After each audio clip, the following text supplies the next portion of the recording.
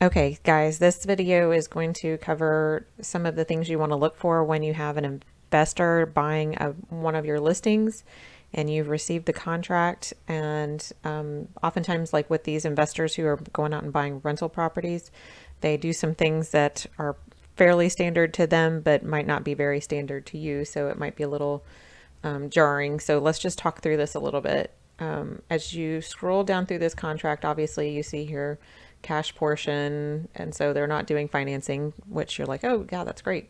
But let's look through the rest of the contract and see where there are some things that are potential hiccups.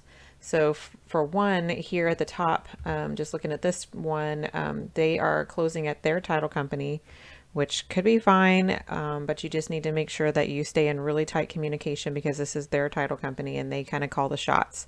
There's reasons why they call the shots, and I'll show you that later.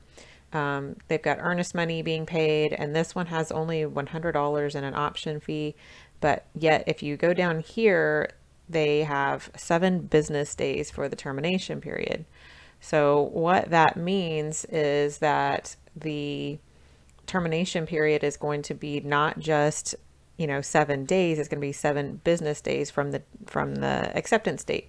So if we accepted this contract today's day 0, so that would be 1, 2, 3, 4, 5, 6, 7. So their option period goes all the way through the 27th of September in this case, if we accepted this contract today.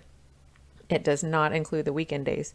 Normally, today would be day 0, 1, 2, 3, 4, 5, 6, 7. And you'd be done by next Thursday, but instead they're sneaking in until the 27th. So that's just something that you want to watch for. Make sure you understand that and explain that to your seller. All right, let's keep going here. Make sure you know who's paying for the title policy as always, but make sure you understand that. And then here on the survey, oftentimes I find that with the investors, they don't look in transaction desk, they just write offers. And they're just like literally scatter shooting offers out there to all these properties. They don't even look in transaction desk. So you may or may not have a survey posted in your transaction desk. And if they check this box 1 and you don't have a survey, then according to this statement right here, if the seller fails to furnish the existing survey or affidavit within the time period, in this case 5 days, then the seller is going to get a new survey for the buyer. The seller is going to pay for that. So that's kind of a little trick that is in there. That's for all of your listings. So that's not just for investors, but you should always be looking for that, because if your seller does not have a survey, then they're going to end up buying one even though it says buyer's expense, because of this clause that I've highlighted here, the seller's expense, because they didn't furnish the existing survey. So if you don't have one, then you need to make sure that either the buyer or the seller is checking them. So I always make them check box 2 and tell them that there is no existing survey, that the buyer will have to get their own. Okay. Also here on the next thing with objections, they usually will put something in here like leasing, residential leasing, or whatever they're going to put here. So make sure if your property is in an HOA that doesn't allow leasing or requires some kind of permits or something like that, something that might block them from being able to lease, your contract is going to be objected to, and so they're going to file a claim on the objections, and then they're going to terminate the contract, because that's the only reason that they're buying this house is because they want to lease it. So make sure that you don't have anything there that would keep you from being able to lease. Also here, membership in a property owners association, make sure it's checked properly. So is it or is it not in an HOA? That's normal contract stuff, but I'm just going to go ahead and point that out. And then property condition, again, what I was saying here, see if I can't get it to split 2 pages, but what I was saying earlier about them not looking in transaction desk, you may have put these completed seller's disclosure in transaction desk, but because they don't look in transaction desk purposely, they just throw these contracts out there. They oftentimes will check this box that says buyer has not received the notice. If you let that go through that they have not received the notice, then they have the termination period that opens up when you finally do get around to seeing that and you go, oh, you didn't get the notice here. Let's make sure you get it. Now they've got another loophole open to let them out of the contract. So now in this case, they have 7 days, 7 business days for the option period, which they were only offering $100 for that option period. Seems kind of excessive for 2 weeks almost. And then now they're saying, oh, well, here we have another loophole here we can get out. So within 3 days after we get this contract, we're going to get the notice from the buyer. If the buyer doesn't receive the notice, they can terminate this contract at any time prior to the closing, and the earnest money will be refunded to the buyer. If the seller delivers the notice, the buyer may terminate this contract for any reason 7 days after the buyer receives the notice. So see, you've left that back door open to let them out of the contract. So we want to try to close up all these loopholes. Buyer accepts the property as is. Yeah, they're probably not going to ask for any repairs. They're not going to, unless there's something like foundation or something serious that they might ask about. But let's keep going. Residential service contracts, they're not usually going to get one. Closing. Here's another thing where closing gets a little bit wonky. So this is 14 business days from the date of acceptance. So if we accepted this contract today, so today would be day 0. So that means your closing date is not going to be on 14 days from today. It's going to be 14 business days. So that's 1, 2, 3, 4, 5, 6, 7, 8, 9, 10, 11, 12, 13, 14. So we're looking at October 6th for the closing date. Okay, so October 6th is our closing date. And then possession upon closing and funding, because typically your person is already moved out, but if they haven't moved out, make sure that they're getting a temporary residential lease until they need to move out. I've also seen somewhere in these special provisions where they write some really, really wonky language to allow them to have more outs. And let me find another contract here for just a second and I'll show you that. Okay, here is another contract that I have received on a property I sold last month, I think, or a month before last. And this was just one example. I had several investors that were interested in renting this property out. So they have this language that they stick in here, it's going to be broom swept, buyer is going to deliver earnest money to within 3 business days. That's a change because usually it's 3 calendar days. Additionally, we must have 24 hours with the file number, and then they're going to say see special addendums provisions 1.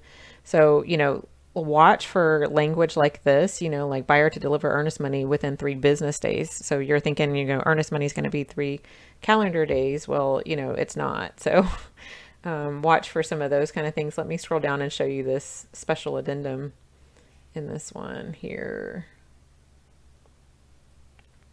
Seller's disclosure. Hold on one second.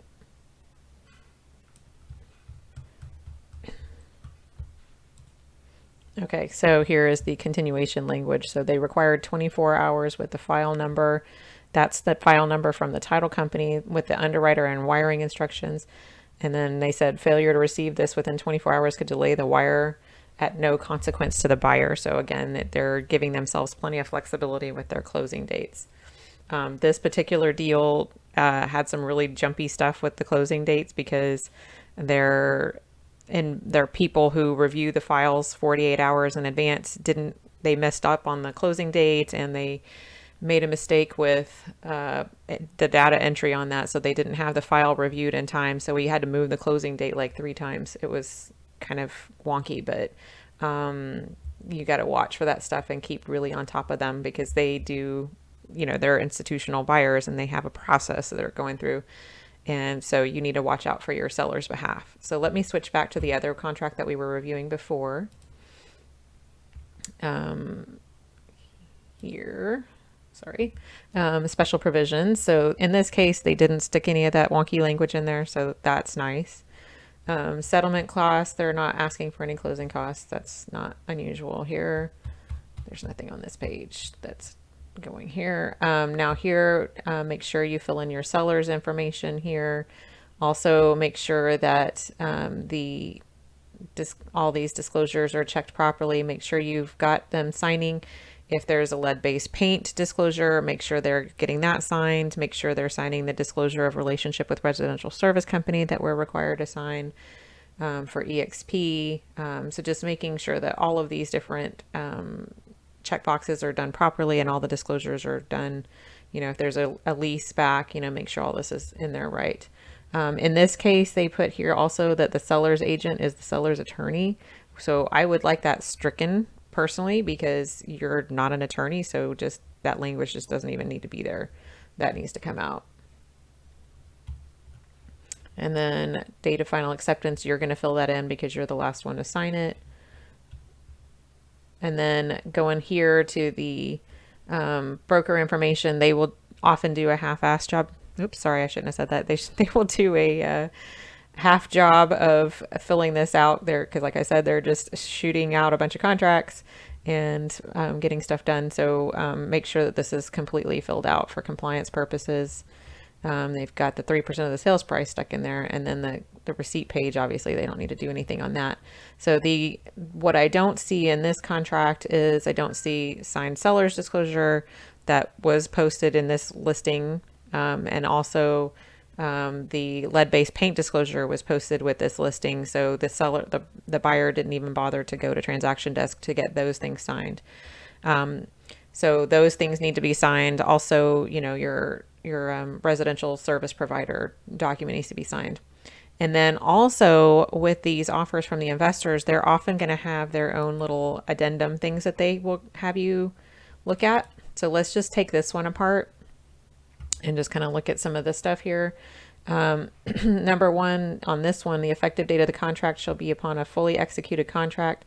But then they've got all this language here that says, if we receive it after 5 p.m. Pacific time on a weekend day or a legal or observed holiday, it's going to be deemed received the next business day. Okay, so that means that, if you execute over the weekend, it's not actually executed until Monday. So Monday is the start of those days. So remember, then it's like 7 business days. So if we take this one, if we executed this over the weekend, and Monday is going to be the date that they consider this actually an executed effective date. And then they've got 7 business days. So then that's day 0, 1, 2, 3, 4, 5, 6, 7. Now we're looking at the 29th. So again, you got to pay attention to all these little dates. Okay. Then it says, again, should the last day of the inspection period end on a weekend or a legal holiday, it's going to be extended to the next business day. So see, they're giving themselves plenty of time to get all their stuff done. So you need to know when your dates are. Okay, the next one says the contract is subject to the buyer confirming at the time of closing that there are no restrictions that would keep them from leasing. Again, that's what I was talking about earlier. So before you enter into this contract and go all the way down the river with them, make sure that you don't have any like HOA or deed restrictions or anything that keeps them from turning this into a rental property. Like in my neighborhood, for example, in order to have a rental property, you have to have lived in the house for over a year, and then you can apply to have it be a rental. And the application process for that is right now everybody's on a waiting list, so you can't even get a new rental property. So if this were a property that was in my neighborhood where I live, this contract would totally fall out. Okay, so that's why you got to watch out for this. Buyer gives the seller option to temporarily occupy the property for a maximum of 60 days. So if your seller's still living in the property, they get a 60-day lease back. That's, then they're going to do a lease back on that. So seller to provide the name of all the utility providers prior to the inspection period. So again, if you don't do this stuff, there might be some ways that they get out of the contract, but go ahead and get all that stuff together. Here's a big one. This is the one that caused my deal to kind of have all these bumps, was because remember I said that they missed putting the closing date into their system. They put the wrong closing date. So the buyer requires 48 business hours to review and approve the closing package and order the wire. So in this case, they had the wrong closing date in there in my file. And so their 48 business hours went longer because they had they had a date of Monday instead of having a date of Friday. So they totally screwed that up. My sellers thought we were all closing. I think it was actually supposed to close on Thursday. Then they signed on Friday, thinking they could get it done, and then the buyer couldn't actually get the wire and everything done until Monday late afternoon. It was really, really wonky. And then they didn't send the wire until very late in the day. It was like 4 or 5 o'clock, and so the title company didn't even see it in their account. So they couldn't even disperse funds or say it was funded because they hadn't actually gotten notice of that wire yet. So again, something to be aware of. Okay. This is a cash purchase. They're not going to do an appraisal on it. And then also this one says if it's tenant occupied at the time of closing, the seller is going to give information about all the leases that are currently on this property. So again, there are some kind of loopholes and things in there. So make sure you're going through and analyzing these contracts properly. There are things you can do to protect your seller, and you can negotiate on these dates, but they're going to push back when you try to negotiate on them because they're going to tell you, well, you know, we're an institutional buyer, we have so many properties that we're dealing with, and so we have to have these turn times, and we have to have our title company, and we have to have blah blah blah. They're going to tell you all this stuff. You can push back on any of it, so just push back as you can and try to negotiate it, because oftentimes these are really good deals, and you don't want your seller to not take the cash deal, especially if it's kind of a iffy thing with the appraisal. So this might be your best offer.